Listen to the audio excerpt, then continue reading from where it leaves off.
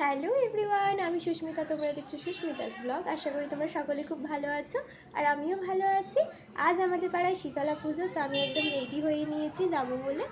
তো ঠিক 1 বছর আগেও তোমাদের সাথে ভিডিও শেয়ার করেছিলাম আমাদের পাড়ার পুজোর। তো আজকের আবার শেয়ার করব আমরা কতটা আনন্দ করছি, কি করছি না করছি। তো চলো, রেডি হয়ে নিয়েছি, যাওয়া যাক। এই যে এটা হচ্ছে আমার ফাইনাল লুক। আমি একদম রেডি হয়ে নিয়েছি, তো চলো বেরোই।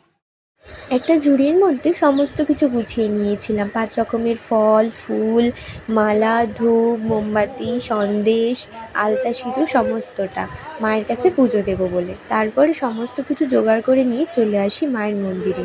এসে তো দেখছি বিশাল একটা লাইন পড়েছে। তবে এবছর আমাদের বেশি অপেক্ষা করতে হয়নি পুজো দেওয়ার জন্য, খুব তাড়াতাড়ি পুজো সম্পূর্ণ হয়েছে। এই যে আমাদের মা, তোমরা যাতে ভালোভাবে মায়ের মুখ দর্শন করতে পারো তাই ছবিটা দিয়ে দিয়েছিলাম। তো তারপরে রেডি হয়ে গেছিলাম গণ্ডি কাটতে যাব বলে। এই যে দেখো আমি রেডি হয়ে গেছি, তো চলো এবার যাওয়া যাক। তো তারপরে চলে এসেছিলাম আমরা এই পুকুরটায় স্নান করব বলে। মাঝখানে বৌদি ছাড়া আমরা তিনজনেই কেউই জানতাম না সাঁতার, তাই আমরা ঠিক করেছিলাম যে সবাই মিলে হাত ধরাধরি করে স্নান করব, যাতে কেউ ডুবে না যায়।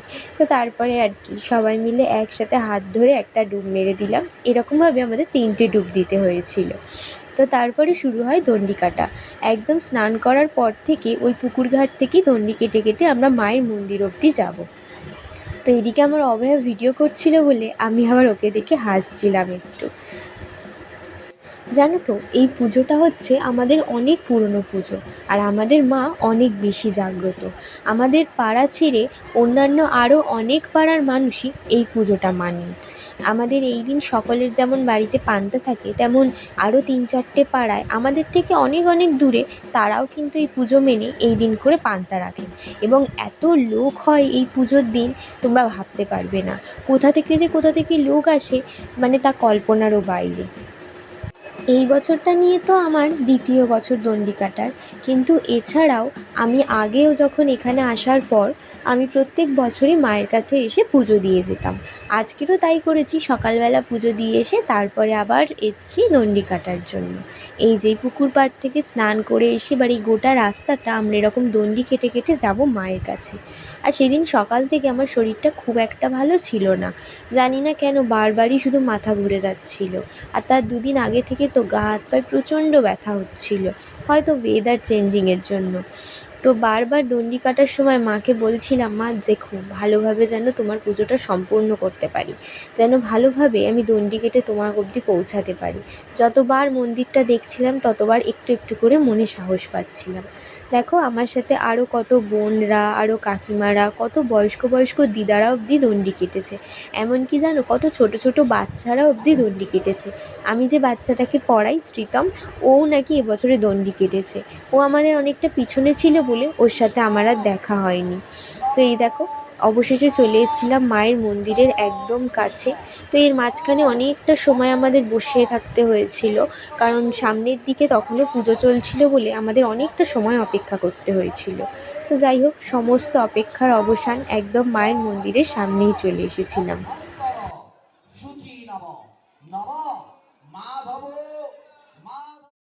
মায়ের মন্দিরে দণ্ডি কেটে ঢোকার পরে নিয়ম ছিল এরকম 3বার মায়ের মন্দিরটা প্রদক্ষিণ করতে হবে দণ্ডি কেটে কেটে। অনেকে 5বারও করেন, অনেকে 7বারও করেন।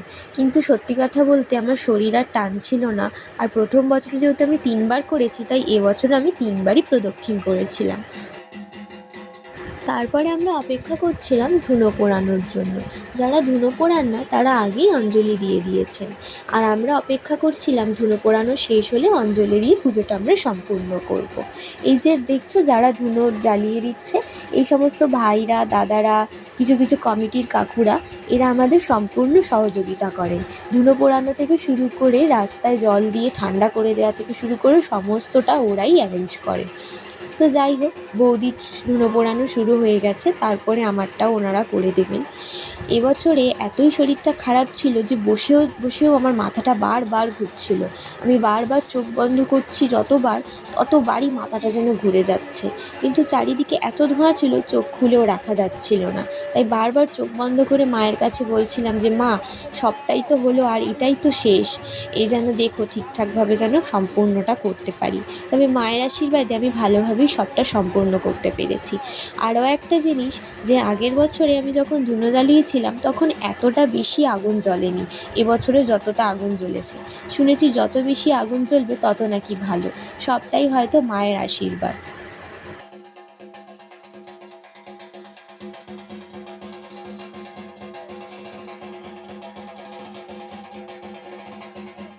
ধুনো পোড়ানো প্রায় শেষেরই দিকে, তারপরে আমরা সকলে বসে যাই অঞ্জলি দেওয়ার জন্য। মায়ের কাছে অঞ্জলি দিয়ে আজকের মতো মায়ের পুজো আমরা সম্পূর্ণ করি। আর তারপরেই শুরু হয়ে যায় বাতাসা লুট। সে যে কী মজা সবাই মিলে একসাথে বাতাসা কুড়ানোর, তোমাদের আর কি বলবো।